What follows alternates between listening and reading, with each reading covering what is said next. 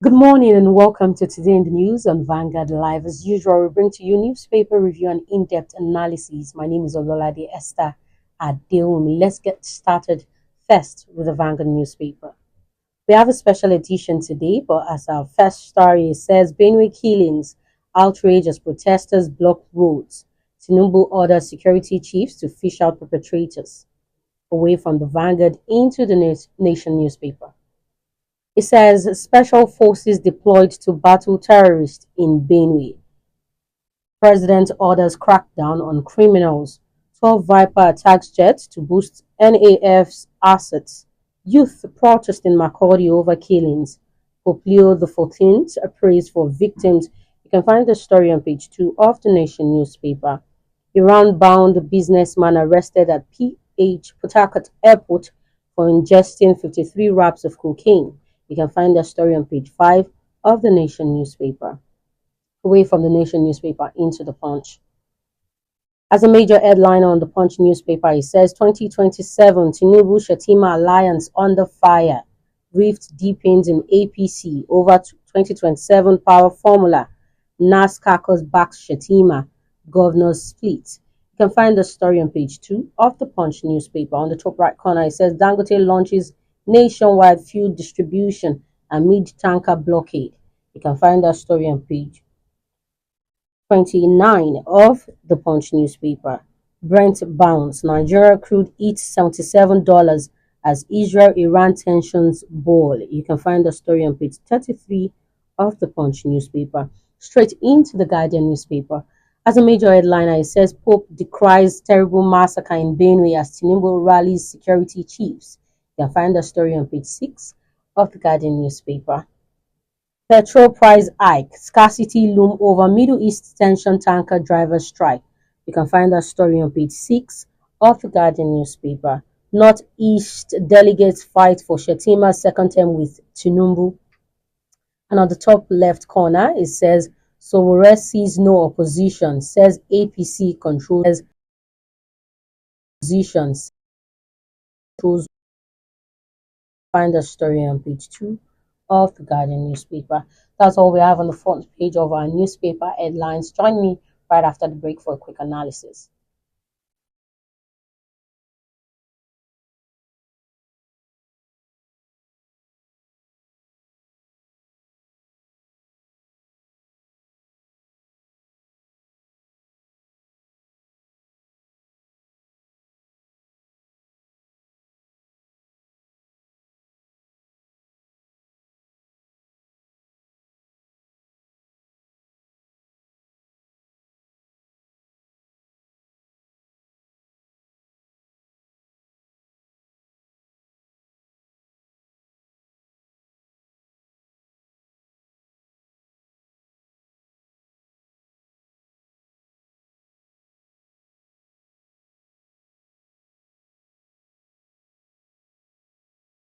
Welcome back. If you're just joining me, it's Today in the News on Vanguard Live. My name is Ololade Esther Adeomi.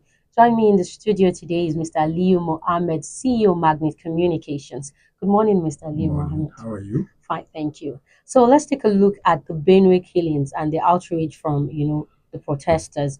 On June 14th, 2025, suspected armed herders attacked a village in Guma local government area of Benue State, resulting in the death of at least 100 individuals, including women and children.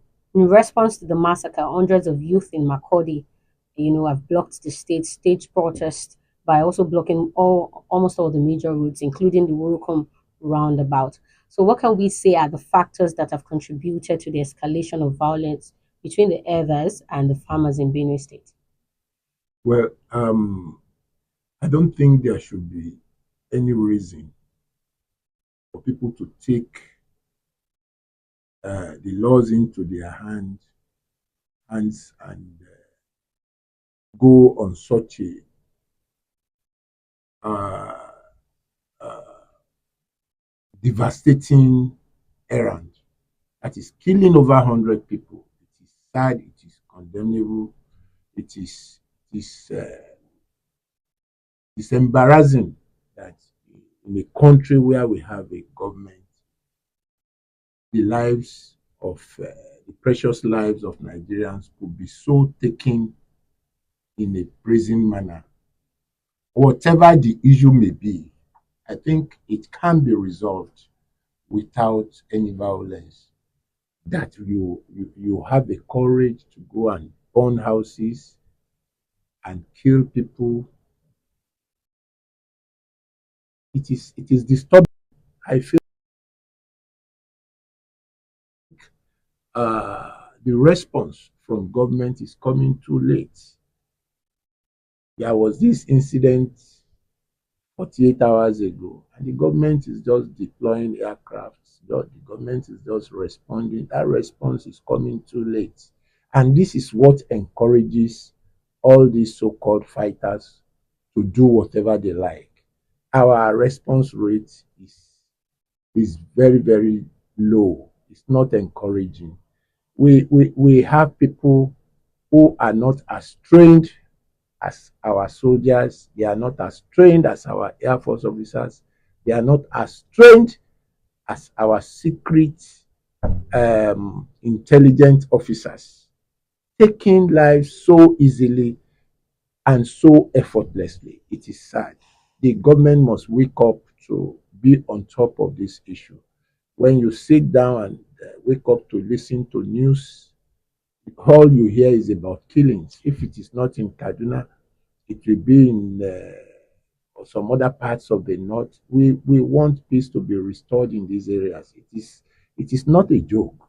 Human life is sacrosanct. Nobody is permitted, no matter how highly placed, to take any life for any reason. Not to talk of the lives of about over 100 Nigerians. It is sad. It is not acceptable. For me, the government must do its best to track the perpetrators of this evil act. As far as I'm concerned, the government must put a machinery in place to protect every Nigerian, not only Benue people. All Nigerians deserve protection from government. So some of us don't want to go to any part of the north anymore for any reason because of the massive killing in that place. Because you are not sure that if you go, even Abuja, people are afraid to go there, to some parts of Abuja now. That is how bad the security situation in this country is. So the government that situation in this country is. So all that is within its powers. I don't want to start mentioning names.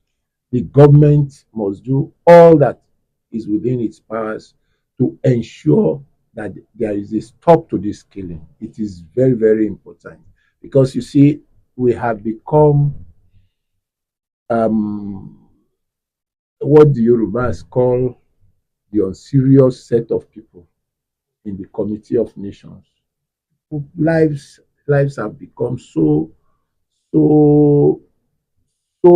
I don't know. I don't have the words to describe the way people look at us because I don't want to offend those who are in charge of taking security decisions in this country. But we need an urgent solution to these killings.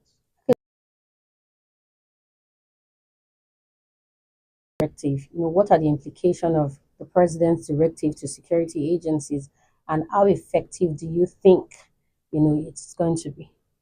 As far as I'm concerned, that directive, like I said, is coming in too late. 48 hours, it is coming in too late. The very day it happened, we expected that a detachment of soldiers will be there within hours, not after 48 hours. I am not pleased that that decision, that instruction to check these criminal acts in this state is coming too late. I am sorry if I am saying this, but ordinarily in other parts of the world, immediately mobilized to that place. I saw a video posted by this guy they call Very Good Man. He had access, unfettered access to the crime venues of those who were killed. Ordinarily, that zone would have been cordoned off by the military. But an individual, for you to know that there is a lackadaisical attitude to what has happened, somebody had access to the scene of that crime